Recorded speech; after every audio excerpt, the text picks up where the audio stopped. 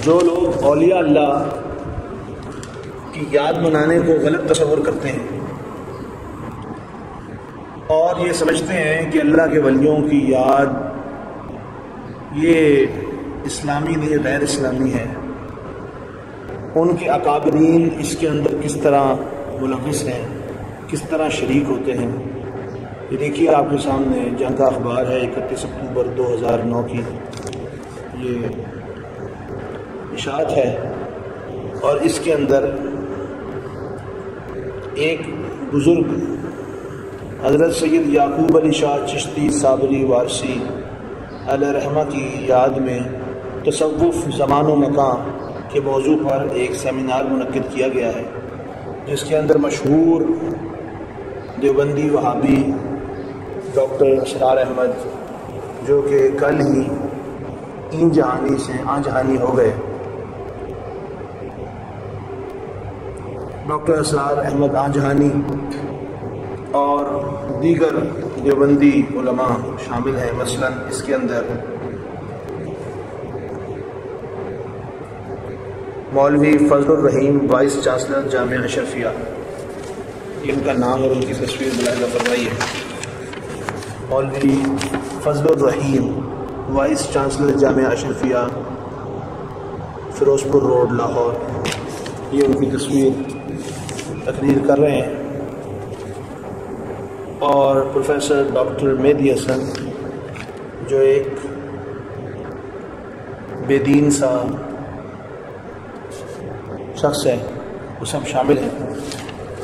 Doctor اسرار نے جو اپنی تقریر میں کہا وہ آپ ملاحظہ بھی سمجھیے کہ ڈاکٹر اسرار تقریر کر رہے ہیں، ڈاکٹر اسرار آن جہانی، اور انہوں نے کیا کہا دیکھیے۔ ڈاکٹر اسرار احمد نے سیمینار سے خطاب کرتے ہوئے کہا کہ ہمارے جو بڑے بزرگ تھے وہ اونی لباس پہنتے تھے کیونکہ وہ چبھتا رہے اور غفلت طاری نہ ہو۔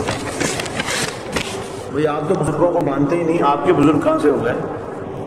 اور بیداری کا احساس انسان میں موجود رہے۔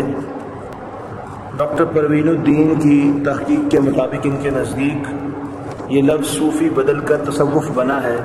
صوفی کا مطلب ہوتا ہے دانشمندی، تھیوسوفی فلسفی، فائلوسوفی مطلب زبان کی دانشمندی، تھیوسوفی مطلب دانشمندی مذہب کی، اور یہ لفظ تصوف بھی اسی دور میں عام ہوا ہے۔ تصوف نے ایک خاص مذہبی اور دینی دائرہ سے قدم آگے بڑھا کے فلسفے کے میدان میں قدم رکھا ہے، اور فلسفے کا بھی جو مشکل ترین موضوع ہے ماہیت وجود، جس کی مختلف شکلیں وحدت الوجود اور وحدت الشہود اور توحید وجودی وغیرہ کے ناموں سے جانتے ہیں۔ اس کے بعد یہ تصوف ہمارے ہاں استعمال ہوا ہے۔ آپ دیکھ رہے ہیں وحدت الوجود اور وحدت الشہود دونوں کا ذکر کر رہے ہیں، اور کہتے ہیں یہ ہمارے ہاں یہ تصور استعمال ہوا ہے۔ تصوف اس سے پہلے اس کا کوئی تصور نہیں تھا۔ شروع میں ان حضرات کو کہا جاتا تھا اصحاب توحید، یعنی جن کی کیفیت توحید میں اتنی رنگی گئی ہے کہ توحید ان کا قول نہیں، ان کا حال بن گئی ہے۔ یہ اصحاب توحید کہلاتے تھے، جو کہ بعد میں صوفیہ کہلانے لگے۔ انہوں نے کہا کہ تصوف کا لفظ پر بہت تحقیق اور بحث کی گئی، لیکن تصوف کا لفظ نہ قرآن میں ہے نہ حدیث میں ہے، لیکن یہ لفظ خالصتاً اسلامی ہے، غور کیجیے گا۔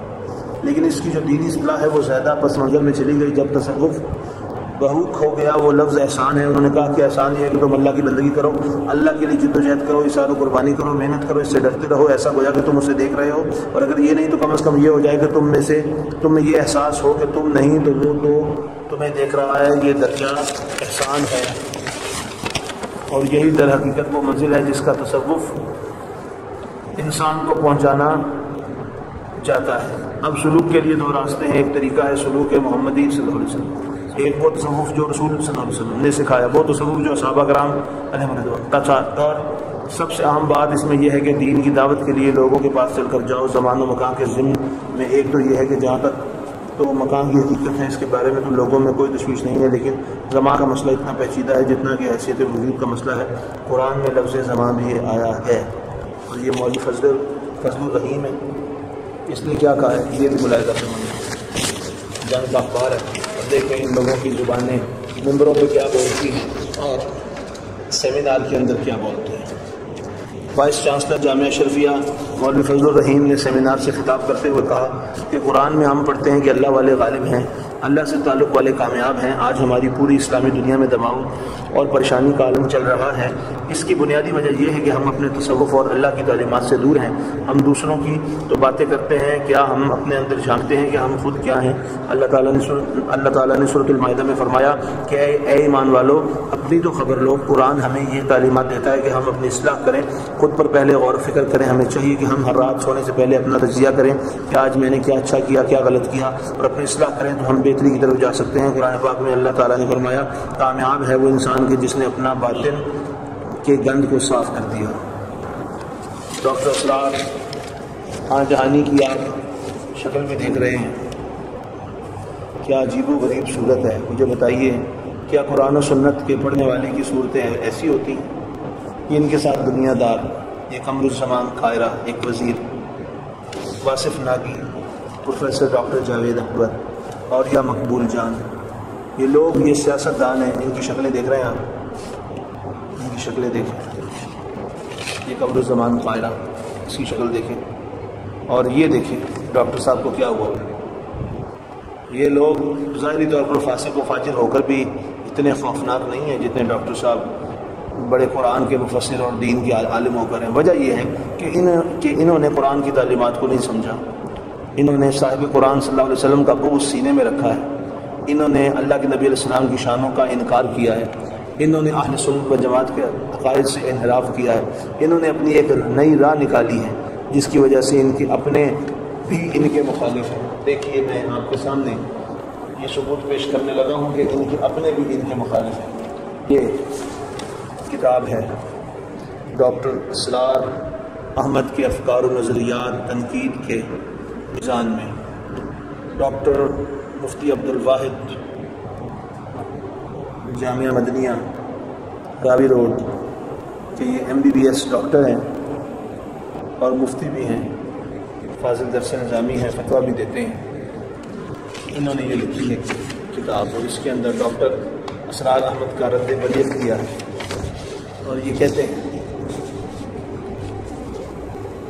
لکھتے ہیں، یہ آپ ان کے ٹاپکس ملاحظہ فرمائیں۔ ڈاکٹر اسرار احمد کی رائے میں علماء کرام، علماء کے عدم تعاون کی وجہ اور اس کا حل، علماء کی مخالفت کی اصل وجہ، کسی دینی تحریک کے سربراہ و امیر کے لیے ضروری اوصاف۔ ڈاکٹر اسرار صاحب میں یہ اوصاف موجود نہیں، ڈاکٹر اسرار صاحب میں یہ اوصاف موجود نہیں، آن جہانی ڈاکٹر میں یہ اوصاف موجود نہیں تھے۔ علم و تزکیہ کی ضرورت ہے، اس پر ڈاکٹر اسرار صاحب کا تبصرہ اور اس کا جواب۔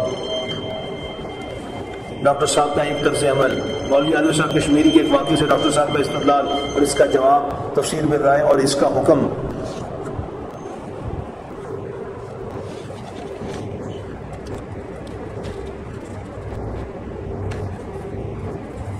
مقدمہ، ڈاکٹر اسرار احمد کی رائے میں علماء کرام کے عدم تعاون کی وجہ اور اس کا حل، علماء کی مخالفت کی اصل وجہ، کسی دینی تحریک کے سربراہ و امیر کے لیے ضروری اوصاف۔ ڈاکٹر اسرار صاحب میں یہ اوصاف موجود نہیں، ہاں جہانی ڈاکٹر میں یہ اوصاف موجود نہیں تھے۔ علم و تزکیہ کی ضرورت ہے، اس پر ڈاکٹر اسرار صاحب کا تبصرہ اور اس کا جواب۔ ڈاکٹر صاحب کا ایک طرز عمل، مولوی انور شاہ کشمیری کے ایک واقعے سے ڈاکٹر صاحب کا استدلال اور اس کا جواب، تفسیر بالرائے اور اس کا حکم۔ ڈاکٹر اسرار صاحب کی تفسیر بالرائے کی پہلی مثال، پتہ چلا ڈاکٹر تفسیر بالرائے کا مرتکب تھا۔ ڈاکٹر اسرار آن جہانی اپنے پیٹ سے تفسیر کرتا تھا، وہ قرآن و سنت سے نہیں تفسیر کرتا تھا، اپنے پیٹ سے تفسیر کرتا تھا، تفسیر بالرائے کا مرتکب تھا۔ ڈاکٹر اسرار صاحب کی تفسیر بالرائے کی دوسری مثال، ڈاکٹر صاحب کا دین، اقامت دین اور تکبیر رب کا تصور، کیا دین اور مذہب کے درمیان فرق ہے؟ کیا اسلام جب غالب نہ ہو تو وہ مذہب ہوتا ہے، دین نہیں؟ اصلاح دین کی تحقیق، اصلاح دین کے بارے میں امین احسن اصلاحی صاحب کی تحقیق، اصلاح دین کے بارے میں مودودی صاحب کی اختراعی تحقیق، مودودی صاحب اور اسرار صاحب کو جواب۔ ڈاکٹر صاحب کی اصطلاح اقامت دین اور اس کا جائزہ، ڈاکٹر صاحب کی اصطلاح تکبیر رب اور اس کا جائزہ وغیرہ، ہم یہ پورا موجود ہے۔ اور یہ 1982 کے اندر اس مولوی مفتی عبدالواحد نے، جو آج بھی زندہ ہے، 15 اپریل 2010 کو 1410 کے اندر 1990 کے اندر یہ کتاب لکھی عبدالواحد، امین احسن اصلاحی، ابوالکلام آزاد، تبلیغی جماعت وغیرہ، ان سب کا بہترین رد اس کے اندر موجود ہے، اور خصوصاً ڈاکٹر اسرار کا۔ اللہ ہمیں ان فتنوں سے بچائے۔ وآخر دعوانا